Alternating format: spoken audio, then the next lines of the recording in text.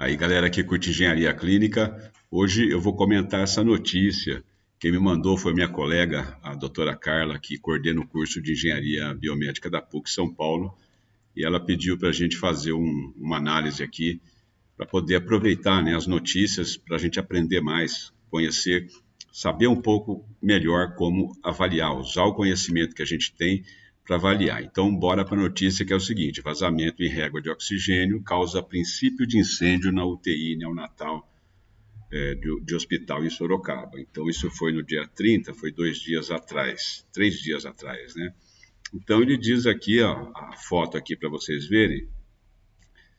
Você veja que a régua de gás está aqui alinhada aqui com a da esquerda, o oxigênio está aqui embaixo, então ela deve estar 90 graus dessa posição com a luminária aqui, tá vendo? A luminária do lado direito, aqui tem um chamuscado na parede que mostra aqui que se houve, ou foi a fumaça que foi gerada nesse incêndio que escapou por esse canto da régua, que estava mais fácil de escapar, ou foi a própria pressão do gás. Então, o que a gente pode ver aqui é que o ponto de oxigênio aqui embaixo à esquerda, é o ponto mais distante do ponto onde pegou fogo, porque você sabe, o oxigênio não pega fogo. Então, o que pode ter acontecido é um curto-circuito que, em presença do oxigênio, acentuou esse fogo, vamos dizer. E como não tinha combustível em quantidade suficiente atrás da régua, é por isso que a gente não consegue analisar sem estar lá, analisar a régua também. Isso é muito importante na área de investigação de acidentes, que faz parte das atividades dos profissionais de engenharia clínica. Então, vamos ver aqui o vídeo daqui a pouco, e aí a gente vê mais detalhes, podemos comentar, vocês comentam aí também, para ver o que a gente aprende com esse exemplo aqui. Então, bora ver o vídeo aqui e comentar. Susto no conjunto hospitalar de Sorocaba por causa de um vazamento de oxigênio e também um princípio de incêndio na UTI neonatal. Foi ontem à noite. Antônio Ferreira traz as informações ao vivo para a gente do que aconteceu. Pelo menos os bebês estão bem, né, Antônio? Bom dia para você. Isso, Maiara, as 38 crianças, os 38 bebês que estavam na ala neonatal aqui do CHS estão bem, todos não tiveram o tratamento interrompido. Muito bom dia a você que nos acompanha aqui também no TN1, um susto danado. Foi ontem à noite esse vazamento de gás e esse princípio de incêndio que, segundo o próprio hospital, durou aí em torno de 3 a 5 segundos. A gente recebeu imagens do corte. Então, assim, pessoal, princípio de incêndio é sempre muito rápido mesmo. Então, fica mais um exemplo aí para a importância da gente ter um plano B. Corre dos funcionários, das enfermeiras, dos técnicos, dos médicos, todo mundo retirando essas 30. Muita fumaça, né? Por isso que é importante considerar que as incubadoras têm um filtro, e esse material particulado na classe de filtragem da incubadora é suficiente para retirar esse material particulado, que a gente não pode dizer dos tóxicos, né, os gases tóxicos que fazem parte da fumaça, né, que em geral é combustão incompleta do combustível que foi incendiado. 8 crianças que estavam nesta. Aqui tem um detalhezinho, deixa eu ver se eu volto aqui, estou vendo uma moça usando... Dos médicos, todo mundo retirando essas 38 crianças que está jogando água. Possivelmente já estava desenergizado, né? Existem condições que a gente pode usar água com eletricidade, mas a gente deve tomar esse caso. Ou ela sabia que estava desenergizado, como está escuro, está jogando água, mas o mais indicado aí talvez seja ou o pó químico, vai gerar uma poeira danada, ou o gás carbônico, que por sua vez também vai contaminar o ar ambiente, se não tiver uma UTI como renovação de ar, troca de ar, tudo isso dificulta muito. Então, o pessoal da segurança do trabalho tem que saber especificar o tipo de extintor de incêndio que é adequado para cada ambiente. A mangueira aqui foi um caso, mas é importante ter isso no plano de combate a incêndio e preparo para situações desastrosas. Estavam nesta ala onde nós estamos agora, esse princípio de incêndio. Você veja que a vantagem de uma UTI neo é que quase 100% dos pacientes, vamos dizer assim, ou estão dentro de incubadoras, que é um equipamento móvel, ou estão no leito UTI, que também é móvel, ou estão no berço aquecido, que também é móvel. Então, isso facilita muito vamos dizer assim, o deslocamento, a movimentação rápida do paciente numa situação como essa. O incêndio foi por volta das 9 horas da noite. Ele teria começado em uma régua que fica aqui neste espaço, houve o vazamento de gás e esse princípio de incêndio. A gente vê a fumaça por toda a ala da UTI neonatal aqui do CHS. Com esse princípio de incêndio, logo em seguida ele foi controlado. Nas imagens a gente consegue perceber também, a parede ela ficou um pouco mais escura, logo ele foi contido e todos os bebês, como eu disse anteriormente, foram retirados daqui. A gente está... Deixa eu fazer uma observação. Fumaça é combustão incompleta, né? Você vê esses caminhões diesel aí soltando aquela fumaça preta que não queimou todo o combustível. Como essa fumaça está muito preta, né? Se fosse oxigênio, não quer dizer que não seria preta, mas, vamos dizer, o oxigênio alimentaria essa combustão e faria a queima completa ali dos combustíveis que estão lá por trás. A gente não sabe o que tem, mas tem cara de ser o isolante, né, o plástico isolante dos cabos condutores de energia elétrica. Então, isso também é importante para a gente analisar se houve vazamento ou não de oxigênio, né, porque pode ser simplesmente um curto-circuito. Com a quantidade de oxigênio que tem no ar atmosférico, isso foi suficiente para queimar a parte plástica, o material plástico, o material combustível que eventualmente estivesse atrás da régua. Vendo nas imagens ao vivo do Heraldo Camargo, é uma régua bem similar a essa daqui que nós estamos vendo agora. O oxigênio está do lado esquerdo, né?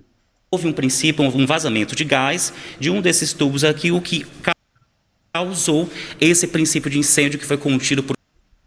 Não foi o vazamento que causou o princípio de incêndio, né? O oxigênio a gente já tem no ar. Possivelmente foi o calor gerado pelo curto-circuito, que a gente já sabe que gera uma quantidade de calor enorme, né?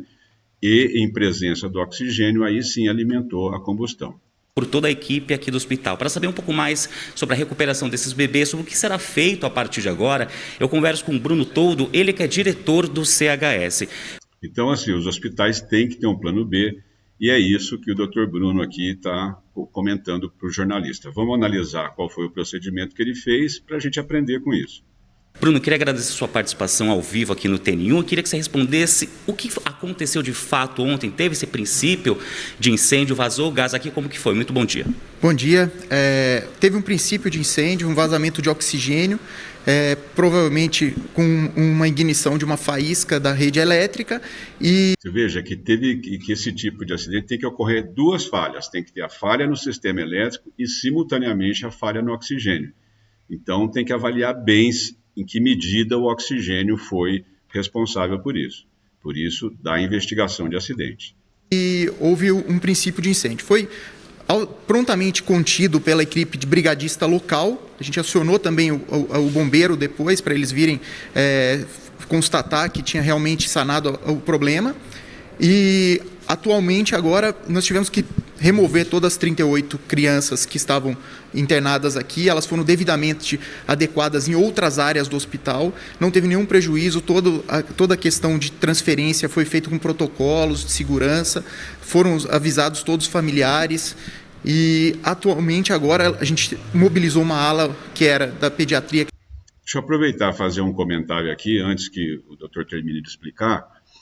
Essas luminárias de instalação em régua, a grande maioria, a enorme maioria que eu avalio, elas não têm aterramento. Se você, como negatoscópio, você vai ver que só tem lá a fase e o neutro, se for 110 volts, ou as duas fases. Normalmente, a carcaça dessas luminárias não vem aterradas e nem sempre são, vamos dizer assim, de boa qualidade. Então, quando vocês forem fazer aquisição, especificação desse tipo de recurso, né, que ajuda ali a avaliar o paciente, toma cuidado com isso, porque, vamos dizer, a falta do fio terra acaba diminuindo a segurança ali no entorno onde o paciente está instalado, está sendo cuidado. Então, é importante avaliar isso também na investigação de acidente, determinar onde foi o curto-circuito que gerou a fonte de calor inicial. Vamos seguir no... Estava desativada para conter essas crianças. estão todas lá. Você estava me explicando que essa área ela teve que ser esvaziada, vocês estão checando agora todas as saídas de oxigênio justamente por isso? Exatamente, porque como foi um princípio de incêndio, a gente tem que prezar pela prevenção. Então, o que a gente vai fazer agora? Aqui são 38 réguas que passam gases, né, como oxigênio, ar comprimido e vácuo, e parte elétrica. Então, agora nós vamos rever toda a... Aproveita e já pede para rever também a pressão da rede, né? A gente já tem falado sobre isso, que as redes no Brasil têm pressão alta, né? Então já aproveita e já faz um check-up todinho na rede e adequa a rede também. A estrutura de gases e elétrica dessas 38 réguas para a gente fazer uma manutenção preventiva, para evitar novos princípios de incêndio. Como você disse, essas 38 crianças, 38 bebês foram remanejados para 2 setores aqui do hospital, é isso? Isso, exatamente, 2 setores. Um a UTI pediátrica e o outro uma ala da enfermaria da pediatria que foi transformada em UTI. Como são crianças pequenas, são bebês, e não ficam em camas, ficam em berço, a gente pôde alocar com toda a segurança, com todo o conforto, com todo o cuidado necessário para essas crianças. A gente sabe que o CHS ele atende a 48 municípios da região, vai ter algum tipo de prejuízo para atender outras crianças que chegarem aqui? Não. Isso também é muito importante, né? O hospital, esses hospitais como o CHS, eles atendem a uma grande região, então essa pergunta do repórter é muito pertinente para que as pessoas saibam o quão a capacidade do hospital de oferecer esse tipo de cuidado, uma vez que ele é referência. Não, porque aqui a gente atende, é um serviço referenciado pelo sistema Ciresp da Secretaria do Estado de Saúde. Olha, isso não esse tipo de divisor aqui, né, o splitter, né, em inglês que a gente chama, ou o Benjamin, você vê que eles estão transformando um ponto em 2 pontos.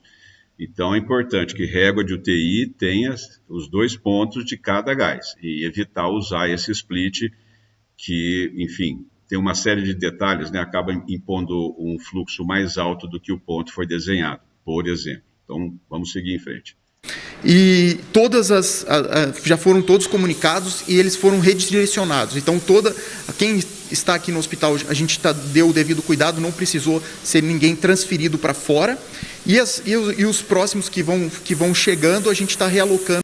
O azul aí é um equipamento de fototerapia, né, para pacientes que têm hiperbilirrubinemia. Então, esses pacientes que eles não estão dentro da cúpula, eles têm que ser removidos também rapidamente por causa da fumaça e da toxicidade da fumaça. Na região, até a gente ter toda a área liberada. Rapidamente, existe um prazo para que tudo volte ao normal? Um prazo, no máximo, 1 semana.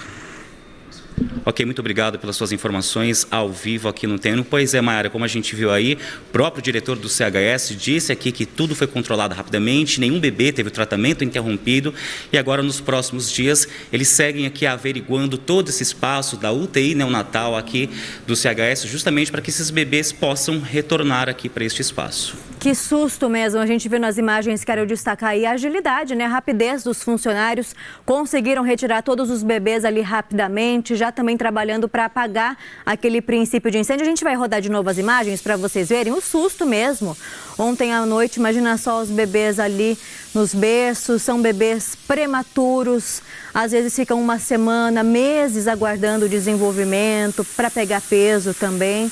Então, realmente dependem de todo o cuidado desses funcionários. 38 bebês que foram transferidos para outras 2 alas ali do hospital, né? Como o diretor disse, foram já preparados esses espaços e em pelo menos 1 semana isso deve voltar ao normal. Todas as famílias também já foram avisadas, imediatamente puderam ir lá ver as crianças.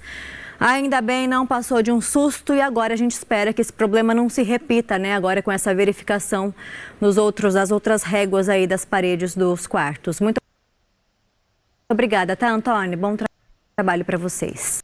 E vocês viram, né, que foi à noite tudo é mais difícil, né? Não só dentro do hospital como fora do hospital, e fica aí a importância desse exemplo, vamos dizer, um acidente, vamos classificar como acidente ou coincidente, aí depende da estratégia de investigação e do que o hospital considera, né, um acidente ou incidente, mas fica um exemplo aí para a gente aprender. Régua de gases tem esse risco aumentado, que é a proximidade com as instalações elétricas que podem ser, seguramente são grandes geradores de calor e responsáveis por vários tipos de incêndio aqui no Brasil e no mundo, né? Muitos deles associados ao sistema de climatização e ar-condicionado.